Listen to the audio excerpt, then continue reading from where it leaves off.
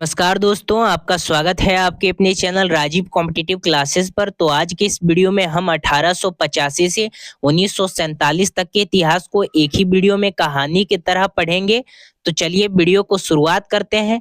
कहानी की शुरुआत करते हैं 1885 में कांग्रेस की स्थापना से ये चलता है 1947 तक। हम 1947 तक पढ़ने वाले हैं। यहाँ पे भारतीय राष्ट्रीय आंदोलन 1885 से 1947 ये 3 चरण में बटा हुआ है। पहला उदारवादी चरण आता है जो 1885 से 1905 तक चलता है। फिर उग्रवादी चरण आता है जो 1905 से 1919 तक चलता है। फिर गांधीवादी चरण आता है जो 1919 से 1947 तक चलता है। उदारवादी नेता में दादा भाई नौरोजी आते हैं, फिर फिरोज शाह मेहता आते हैं, गोपाल कृष्ण गोखले आते हैं और एमजी रानाडे आते हैं। और उग्रवादी नेता में लाला लाजपत राय आते हैं, बाल गंगाधर तिलक आते हैं, बिपिन चंद्र पाल आते हैं और अरविंद घोष आते हैं। उदारवादी नेता यानी होता है जो नरम दल के हैं और उग्रवादी नेता यानी होता है जो। की शुरुआत होती है 1885 से। भारतीय राष्ट्रीय कांग्रेस, भारत के राष्ट्रीय आंदोलन में कांग्रेस की स्थापना देश में एक बड़े आंदोलन का नेतृत्व करने तथा ब्रिटिश सरकार के सुरक्षा कपाट के रूप में हुआ। इसके जो संस्थापक थे वो 28 दिसंबर 1885 में इसका स्थापना हुआ। इसके जो संस्थापक थे वो A.O. ह्यूम थे जो कि स्कॉटलैंड के निवासी थे। इसका स्थान मुंबई के गोकुलदास तेजपाल सांस्कृतिक विद्यालय में होता है। इसके जो वायसराय थे वो लॉर्ड डफरिन थे। दादा भाई नौरोजी ने इसका नामकरण भारतीय राष्ट्रीय कांग्रेस किया। पहले इसका नाम भारतीय राष्ट्रीय ह्यूम, संस्थापक A.O. ह्यूम, इनका जो नाम था ये A.O. ह्यूम थे और इनका जो निवासी थे ये स्कॉटलैंड के थे। भारतीय सिविल सेवा के सेना निर्मित ब्रिटिश अधिकारी शिमला में बसने के कारण हरमीट ऑफ शिमला पत्रिका जनता के मित्र कांग्रेस के प्रथम सचिव जो 1906 तक रहे और पक्षी विज्ञान के जनक, और इनका मृत्यु 1885। भारतीय राष्ट्रीय कांग्रेस, कांग्रेस में प्रथम, कांग्रेस के प्रथम अधिवेशन के अध्यक्ष WC बनर्जी थे। कांग्रेस के प्रथम मुसलमान अध्यक्ष बदरुद्दीन तैयब जी थे और प्रथम यूरोपियन जिसने कांग्रेस के अधिवेशन की अध्यक्षता की जॉर्ज यूले ने, और प्रथम महिला जिसने कांग्रेस के अधिवेशन को संबोधित किया कांदमी गांगुली ने। प्रथम यूरोपियन महिला तथा प्रथम महिला अध्यक्ष जिसने कांग्रेस की अधिवेशन की अध्यक्षता की एनी बेसेंट ने। और जिस अधिवेशन में पहली बार भारत का राष्ट्रीय गीत वंदे मातरम गाया गया 1896 के कोलकाता कांग्रेस अधिवेशन में, इस अधिवेशन के अध्यक्ष रहमतुल्लाह सयानी ने स्वयं इसे गाया था। वंदे मातरम बंकिम चंद्र चटर्जी के उपन्यासी आनंद मठ से आगे यहाँ पे आता है 1905 बंगाल विभाजन। इसका उद्देश्य होता है हिंदू और मुसलमानों की एकता को तोड़ना। वायसराय लॉर्ड कर्जन लागू इसको किया गया 16 अक्टूबर 1905 को। बंगाल विभाजन 1905 में किया गया। इस समय के जो वायसराय थे वो लॉर्ड कर्जन थे। इसको 2 भागों में बांटा गया, पश्चिम बंगाल और पूर्वी बंगाल में। पश्चिम बंगाल के अंतर्गत बंगाल, बिहार और उड़ीसा आते थे और पूर्वी बंगाल में पूर्वी बंगाल और आसाम आते हैं। हिंदू जनसंख्या बहुल्य क्षेत्र पश्चिमी बंगाल में चले गए और मुस्लिम जनसंख्या बहुल्य क्षेत्र पूर्वी बंगाल में चले गए। बंगाल विभाजन 3 दिसंबर 1903 विभाजन का प्रस्ताव ब्रिटिश संसद में रखा गया। 19 जुलाई 1905 को जनता के सामने प्रस्ताव रखा गया। 20 जुलाई 1905 को समाचार पत्रों में विभाजन की घोषणा प्रकाशित हुई और 7 अगस्त 1905 को इसका विरोध प्रारंभ हुआ। 16 अक्टूबर 1905 को बंगाल का विभाजन हो गया और बंगाल का विभाजन पूर्वी बंगाल और पश्चिम बंगाल में आता था। पूर्वी बंगाल का राजधानी ढाका था और पश्चिमी बंगाल का राजधानी कोलकाता था। अब विभाजन विरोध के दौरान महत्वपूर्ण घटना किया गया। यहाँ पे सबसे पहला जो विरोध किया गया वो स्वदेशी आंदोलन के द्वारा किया गया। यह घोषणा 7 अगस्त 1905 को किया गया। इसका स्थान टाउन हॉल कोलकाता में था। बहिष्कार प्रस्ताव कृष्ण कुमार मित्र के सुझाव पे ये किया गया। इसके जो नेतृत्व किए वो बाल गंगाधर तिलक, मुंबई और पुणे लाला लाजपत राय, और पंजाब एवं उत्तर प्रदेश में लाजपत राय थे। और यहाँ पे सर हैदर राजा दिल्ली में थे और चिदंबरम पिल्ले मद्रास में थे। नारा दिया गया वंदे मातरम, विभाजन नहीं चाहिए, बंगाल एक है। विभाजन लागू बाद घटित घटनाएं, संपूर्ण बंगाल में शोक दिवस मनाया गया। रविन्द्रनाथ टैगोर की सुझाव से राखी दिवस मनाया गया और बंगाल विभाजन दौरान रविन्द्रनाथ टैगोर द्वारा प्रसिद्ध गीत आमार सोनार बांग्ला लिखा गया, जो आगे बांग्लादेश का राष्ट्रीय गीत बना। आज बांग्लादेश का जो राष्ट्रीय गीत है वो रविंद्रनाथ टैगोर ने ही गीत गाए थे और यहाँ पे ये हर एक एग्जाम में पूछा जाता है प्रश्न, इसको नोट डाउन कर लीजिए। बंगाल विभाजन रद्द एवं दिल्ली दरबार, 1911 में दिल्ली दरबार का आयोजन किया जाता है। आयोजित इसको 12 दिसंबर 1911 को किया जाता है। इस समय के जो वायसराय होते हैं वो लॉर्ड हार्डिंग द्वितीय होते हैं और ये इंग्लैंड सम्राट जॉर्ज पंचम के स्वागत में किया जाता है। इसमें महत्वपूर्ण निर्णय लिया जाता है। पहला, बंगाल विभाजन रद्द, राजधानी कोलकाता से दिल्ली की घोषणा 1911, 1 अप्रैल और 1912 को दिल्ली भारत की राजधानी बनी और 1912 में बिहार को बंगाल से अलग कर एक अलग प्रांत बनाया गया, जिसमें वर्तमान उड़ीसा और झारखंड भी शामिल था। अब यहाँ पे मुस्लिम लीग आता है 1906 में। यहाँ पे स्थान 1906 में मुस्लिम लीग होता है। इसके जो संस्थापक होते हैं वो आगा खां और सलीम अल्लाह खां थे। प्रथम अध्यक्ष इसमें आगा खां थे और द्वितीय अध्यक्ष सलीम अल्लाह खां थे। इसमें उद्देश्य होता है कि ब्रिटिश सरकार के प्रति मुसलमानों की निष्ठा बढ़ाना और दूसरा होता है उद्देश्य कि मुसलमानों के राजनीतिक अधिकारी की रक्षा करना और तीसरा होता है कि कांग्रेस के प्रति मुसलमानों में घृणा उत्पन्न करना। इसमें प्रमुख अधिवेशन होते हैं। पहला अधिवेशन 1906 में होता है जो ढाका में होता है और दूसरा अधिवेशन 1907 में होता है जो कराची में होता है और तीसरा अधिवेशन 1908 में होता है जो अमृतसर में होता है और ये पृथक निर्वाचन मंडल की मांग के लिए होता है। अब यहाँ पे 1907 कांग्रेस का सूरत अधिवेशन देखेंगे। इसमें अध्यक्ष रास बिहारी घोष रहते हैं। इसका स्थान सूरत ताप्ती नदी के किनारे। परिणाम, कांग्रेस का विभाजन अध्यक्ष पद को लेकर। इसमें कांग्रेस का विभाजन दो तरफ से होता है, एक गर्मपंथी और एक नरमपंथी। गर्मपंथी में जो लोग आते हैं वो पहले ही बता चुका हूं और नरमपंथी में जो लोग आते हैं वो भी मैं आप लोगों को पहले बता चुका हूं। 1908 में खुदीराम बोस को फांसी दे दी जाती है। 1908 में खुदीराम बोस को फांसी दे दी जाती है और खुदीराम बोस और प्रफुल्ला चाकी द्वारा मुजफ्फरपुर के जज पर हमला किया जो असफल रहा। कब किया? तो 1908 में। और घटना बाद प्रफुल्ला चाकी ने आत्महत्या कर ली और खुदीराम बोस को 18 वर्ष की उम्र में फांसी दे दी गई। यहाँ पे यह प्रश्न पूछा जाता है कि ऐसे कौन से थे जिनको कम उम्र में फांसी दे दी गई? तो वो यहाँ पे आत्महत्या मतलब खुदीराम बोस को फांसी दे दी गई सबसे कम उम्र में, 18 वर्ष की उम्र में। अब यहाँ पे 1909 मार्लो मिंटो सुधार आता है। भारतीय परिषद अधिनियम 1909 के तहत ये आता है। तत्काल वायसराय जो होते हैं वो लॉर्ड मिंटो होते हैं। ब्रिटिश सरकार के इस अधिनियम द्वारा मुसलमानों के लिए पृथक निर्वाचन मंडल की व्यवस्था करना था और इसके बाद गदर आंदोलन होता है 1913 में। इसका उद्देश्य होता है भारत को अंग्रेजों से आजादी दिलाना और इसके जो संस्थापक होते हैं मतलब इसका जो स्थापना होता है वो 1 नवंबर 1913 को होता है और इसके जो संस्थापक होते हैं वो लाला हरदयाल होते हैं।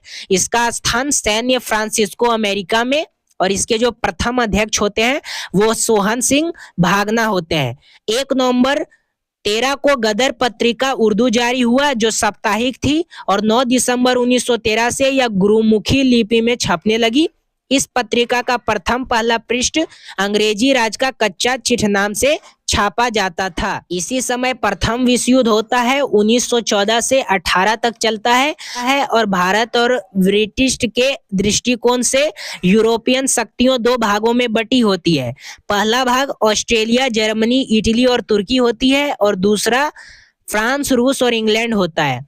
तत्काल भारतीय वायसराय जो होते हैं वो लॉर्ड हार्डिंग होते हैं और तत्काल भारतीय वायसराय लॉर्ड हार्डिंग होते हैं और 1915 गांधी जी का भारत आगमन होता है।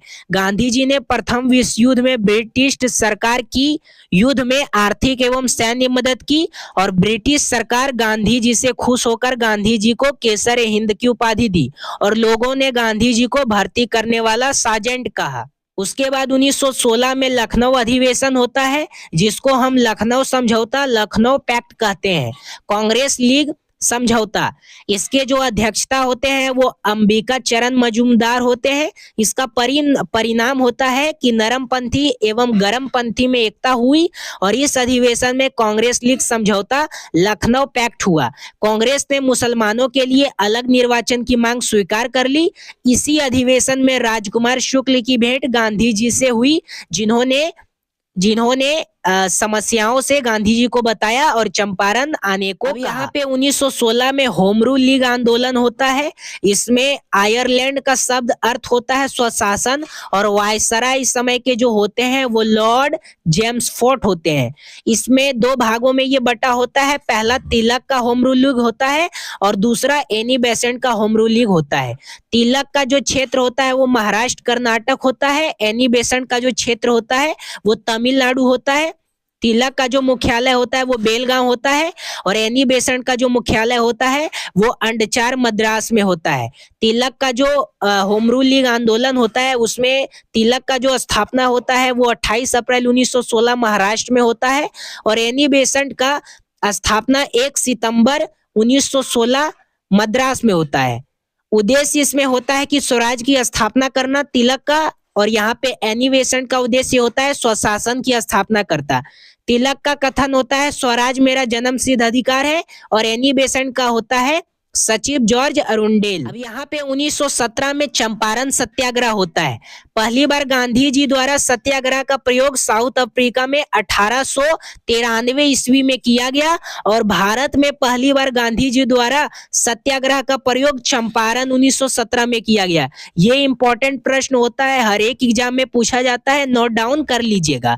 अब कारण इसमें क्या होता है, तिनकठिया प्रथा, यहाँ पे 20 में 3 भाग पर नील की खेती होती है और उद्देश्य इसमें होता है कि तिनकठिया प्रथा को समाप्त करना। राजकुमार शुक्ल के अनुरोध पर गांधी जी चंपारण आए थे और आंदोलन सफल होने के बाद रविंद्रनाथ टैगोर ने महात्मा गांधी को महात्मा की उपाधि दी। अब 1918 में अहमदाबाद मिल मजदूर आंदोलन होता है। कारण इसमें होता है मिल मजदूर द्वारा प्लेग बोनस नहीं देना। आंदोलन बाद कंपनी 35% बोनस देने को तैयार हुई और यह महात्मा गांधी का प्रथम भूख हड़ताल हुआ। 1918 में खेड़ा सत्याग्रह, जिसको हम कर नहीं आंदोलन कहते हैं। अब कारण था कि फसल नष्ट होने के बाद भी सरकार द्वारा किसानों से लगान की वसूली करना और आंदोलन के बाद सरकार का फैसला तय हुआ कि केवल समर्थ किसान ही कर देंगे। यह गांधी जी का प्रथम और वास्तविक किसान सत्याग्रह था। आगे 1919 में रॉलेट एक्ट होता है। इसको पारित किया जाता है 18 मार्च 1919 को। इसका उद्देश्य होता है कि इस एक्ट के तहत सरकार जिसे चाहे बिना मुकदमा चाहे जेल में कैद कर सकती थी। इस एक्ट को बिना अपील, बिना वकील और बिना दलील का कानून कहा गया। गांधी जी इस एक्ट के खिलाफ 6 अप्रैल 1919 को पूरे देश में हड़ताल चलाया और 10 अप्रैल 1919 को पंजाब के लोकप्रिय नेता सैफुद्दीन किचलू और सत्यपाल को हड़ताल के दौरान हिमाचल प्रदेश से गिरफ्तार किया गया। हत्याकांड 1919 में होता है।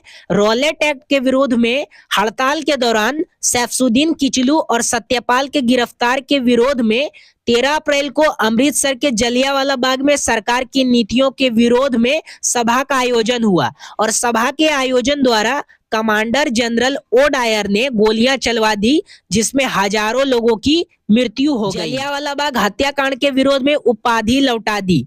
गांधी जी ने केसर हिंद की उपाधि लौटाई, रविन्द्रनाथ टैगोर ने नाइटहुड की उपाधि लौटाई और जमनालाल बजाज ने राय बहादुर की उपाधि लौटा दी। अब अंग्रेज सरकार के खिलाफ बढ़ते असंतोष के कारण घटना की जांच के लिए जनरल हंटर की अध्यक्षता में हंटर कमीशन बनाया गया और जलियांवाला बाग हत्याकांड के 21 वर्षों बाद 1940 में अंग्रेज सरकार के खिलाफ बढ़ते असंतोष के कारण घटना की जांच के लिए जनरल हंटर की अध्यक्षता में हंटर कमीशन बनाया गया और जलियांवाला बाग हत्याकांड के 21 वर्षों बाद 1940 में सरदार उधम सिंह ने लंदन जाकर सभा को संबोधित किया और डायरेक्टर डायरेक्टर को गोली मारी, यानी ओ डायर को गोली मारी, जिसके आदेश पे गोलियां चलाई गई थी जलियांवाला बाग हत्याकांड में। अब यहाँ पे खिलाफत आंदोलन होता है 1919 में।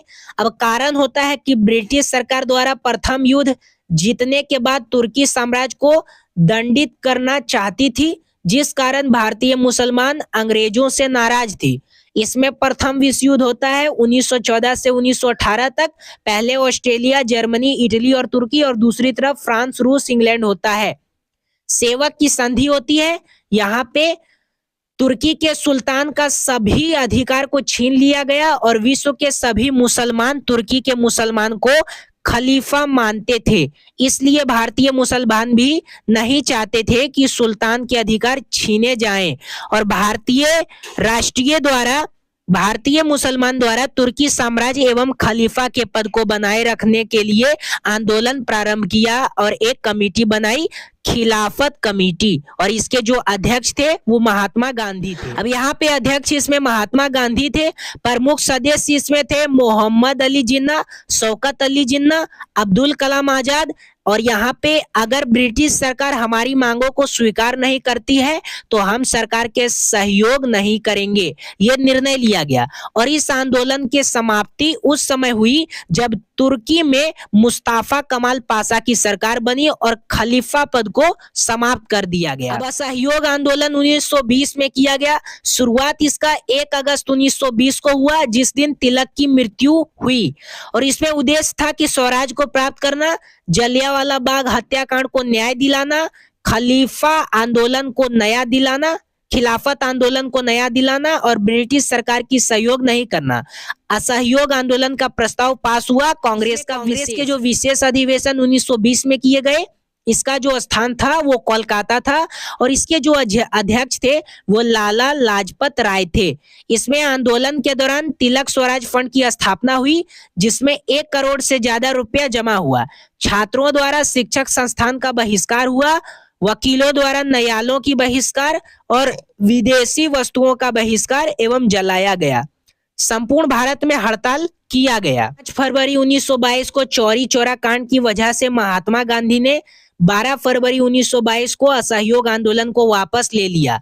आंदोलन समाप्त होते ही 10 मार्च 1922 को महात्मा गांधी को गिरफ्तार कर लिया गया और 6 वर्षों की कैद की सजा हुई, लेकिन स्वास्थ्य खराब होने की वजह से फरवरी 1924 में रिहा कर दिया गया। चौरी चौरा कांड 5 फरवरी 1922 को गोरखपुर जिले में चौरी चौरा में किसानों के एक जुलूस पर पुलिस वालों द्वारा गोली चलाने पर भीड़ ने थाने को जला दिया, जिसमें 22 पुलिसकर्मी मारे गए।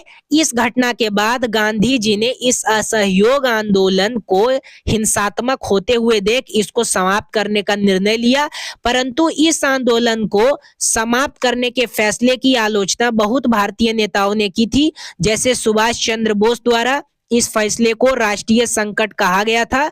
इसके साथ कई नेता जैसे चित्तरंजन दास, लाला लाजपत राय, मोतीलाल नेहरू आदि ने इस असहयोग आंदोलन को समाप्त करने के फैसले की आलोचना की थी, परंतु गांधी जी ने भी अपने इस फैसले पे डटे रहे थे और बाद में सबसे इस फैसले को स्वीकार कर लिया था। स्वराज पार्टी 1923 में स्वराज पार्टी का स्थापना होता है। इसके बाद कुछ नेता थे जो गांधी जी के विचार से सहमत नहीं रहा करते थे, और ऐसे में चित्तरंजन दास और मोतीलाल नेहरू जो गांधी जी के विचारों के साथ सहमत नहीं रहा करते थे, उन्होंने एक नई पार्टी की स्थापना करने का निर्णय लिया था। इस क्रम में चित्तरंजन दास और मोतीलाल नेहरू ने इलाहाबाद में मार्च 1923 में स्वराज पार्टी की स्थापना कर दी थी। 1924 में बेलगांव में महात्मा गांधी एक कांग्रेस का 40वां अधिवेशन और एकमात्र अधिवेशन जिसमें गांधी जी अध्यक्ष बने। इसके बाद साइमन कमीशन 1928 में आता है, जिसमें साइमन कमीशन 3 फरवरी 1928 को विलायत से मुंबई पहुंचा। यहाँ इसका स्वागत देशव्यापी हड़ताल से हुआ और जब कमीशन दिल्ली पहुंचा तो वहीं काले झंडे और साइमन कमीशन वापस जाओ, साइमन कमीशन गो बैक के नारे के साथ विरोध किया गया। साइमन जब लाहौर पहुंचा तो लाला लाजपत राय के नेतृत्व में इसके खिलाफ प्रदर्शन किया गया, पर पुलिस के लाठीचार्ज के कारण ही कुछ दिनों के बाद लाला जी की मृत्यु हो गई। उसके बाद 1929 में लाहौर में जवाहरलाल नेहरू पूर्ण स्वराज की मांग किए और दांडी मार्च 12 मार्च 1930 यानी 6 अप्रैल 1930 तक चला और यह दांडी मार्च 12 मार्च 1930 को शुरुआत हुआ था और 6 अप्रैल 1930 तक चला था। और यह दांडी मार्च गांधी जी द्वारा साबरमती आश्रम से लेकर दांडी गुजरात तक चलाया गया था। इसमें गांधी जी के साथ भारत के अलग अलग क्षेत्रों से कुल 78 सहयोगियों ने भाग लिया था और इसकी दूरी 241 मीटर की थी। अब यहीं पे प्रथम गोलमेज सम्मेलन होता है। यह सम्मेलन 12 नवंबर 1930 से लेकर 19 जनवरी 1931 ईस्वी तक चलती है और यह सम्मेलन सेंट जेम्स पैलेस लंदन में आयोजित किया जाता है।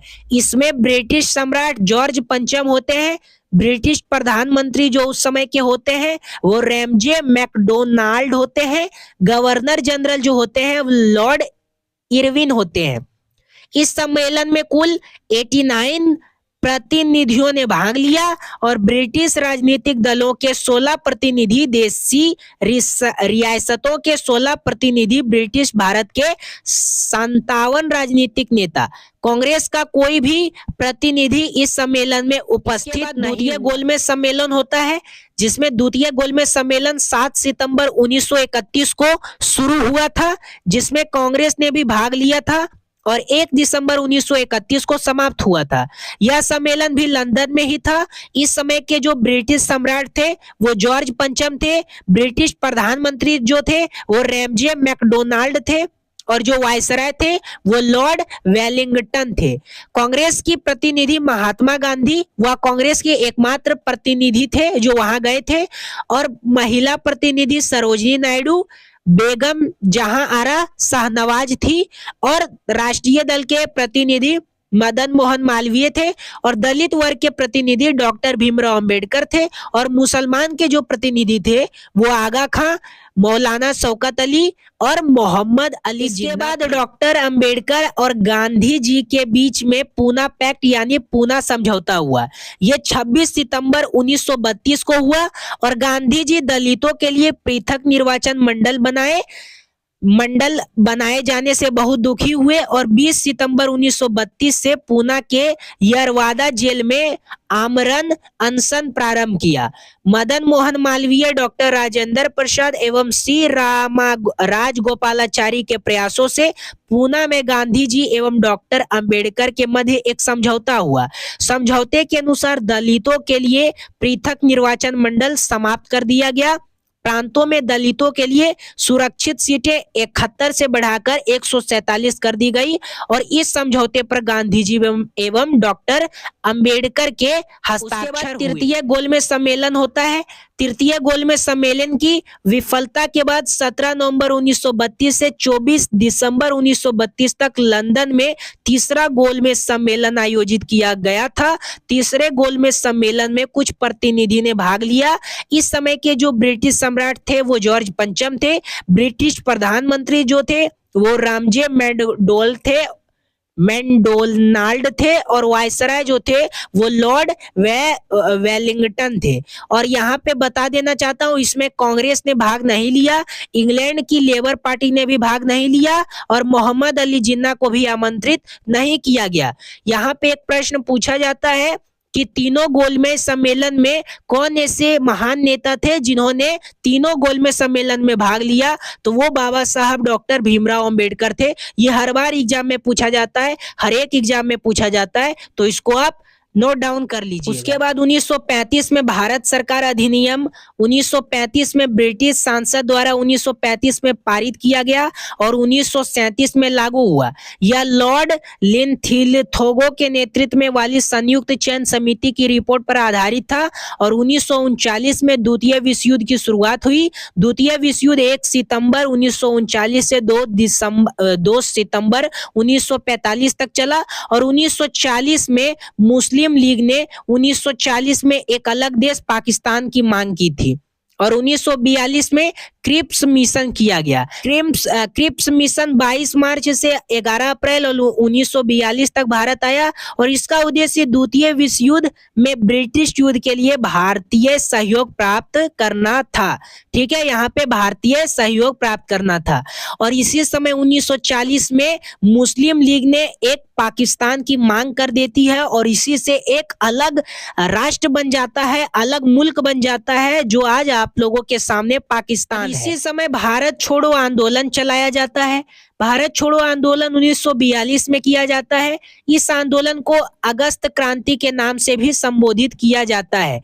इसके बाद अंग्रेजी द्वारा ऑपरेशन जीरो आवर चलाया गया जिसके तहत गांधी जी सहित लगभग सारे बड़े नेता को गिरफ्तार कर लिया गया और गांधी जी को अंग्रेजों द्वारा गिरफ्तार करके आगा खां पैलेस में कैद कर गया था और अंग्रेजों की ओर से पूरी कोशिश इस आंदोलन को दबाने की हो रही थी, परंतु इस आंदोलन के दूसरे पंथी के नेताओं ने अलग अलग क्षेत्रों से यह आंदोलन जारी रखा। इसके साथ साथ लोगों ने भी इस आंदोलन में खूब सहयोग किया था और यह आंदोलन भारत के अंतिम और सबसे बड़े स्वतंत्रता संग्राम की लड़ाई में से एक बना।